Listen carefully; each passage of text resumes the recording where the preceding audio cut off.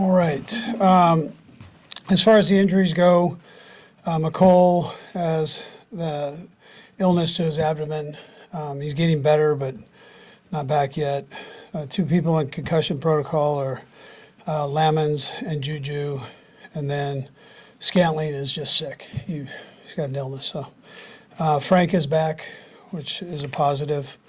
And then we look forward to playing the Chargers. We know they're a good football team.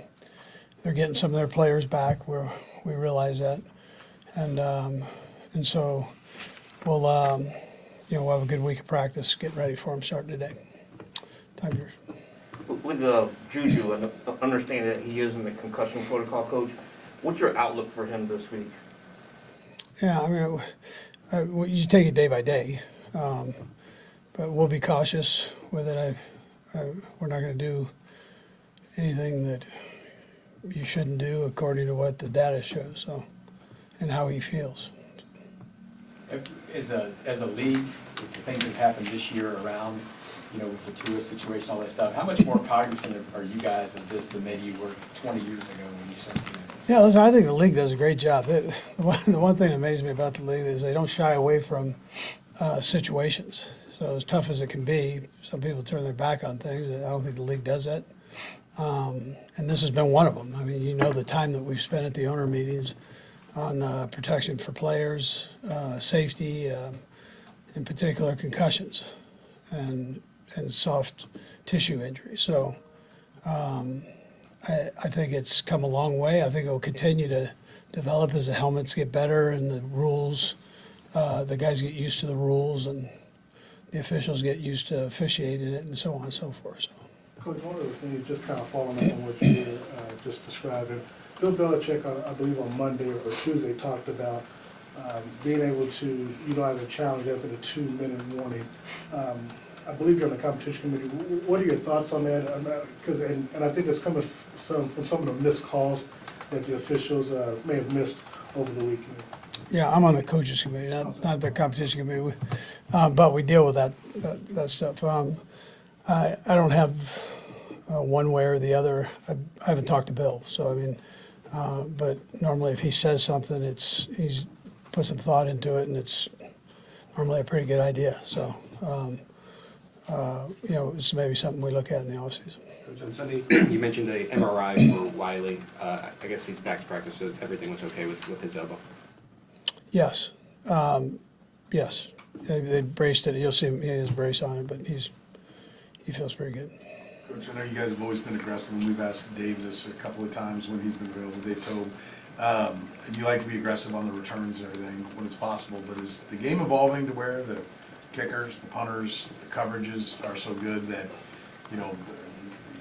you just can't have the kind of returns, the kind of success you've had in years past? Yeah, some of it's rules too, and they change to try to protect the guys.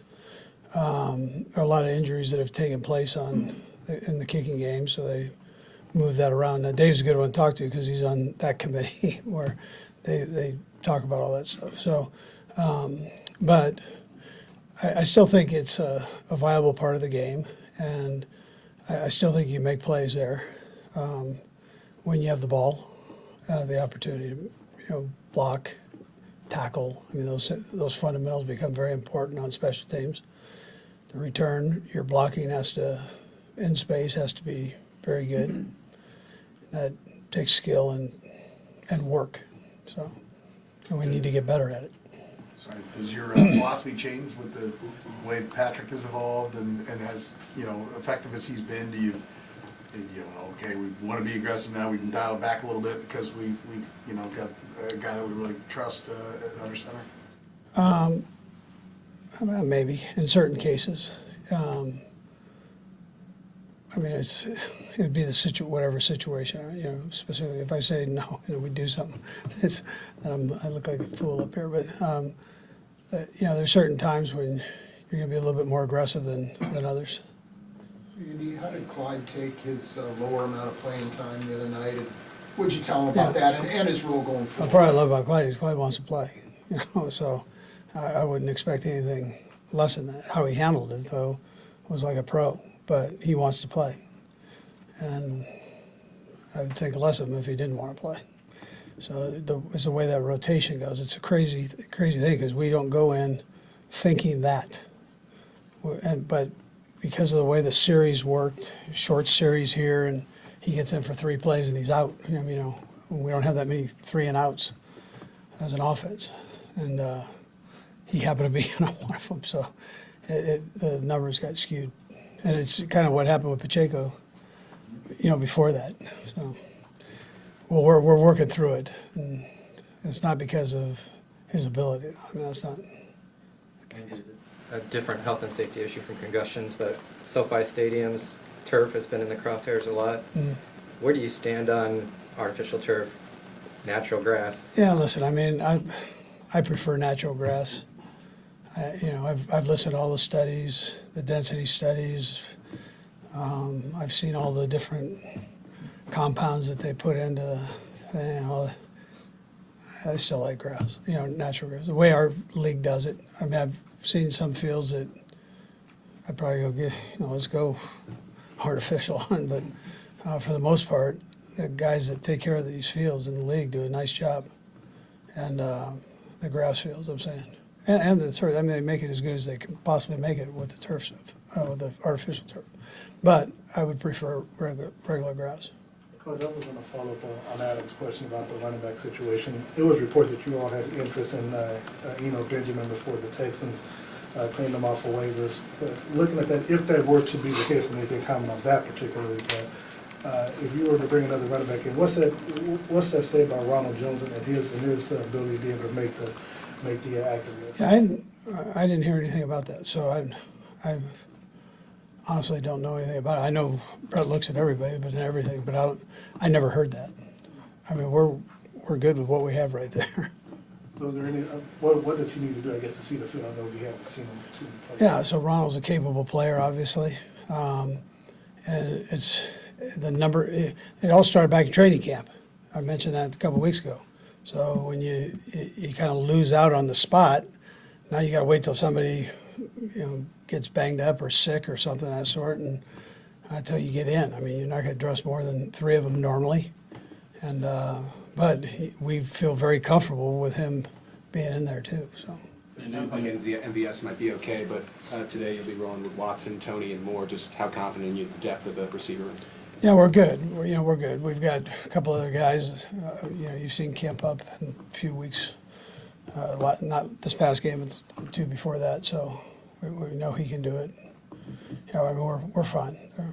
Andy, in relation to you guys taking over the number 1 spot in the AFC, certainly a long way to go, but just wanted to backtrack to the offseason, the moves you guys made, obviously getting rid of a pretty high caliber player.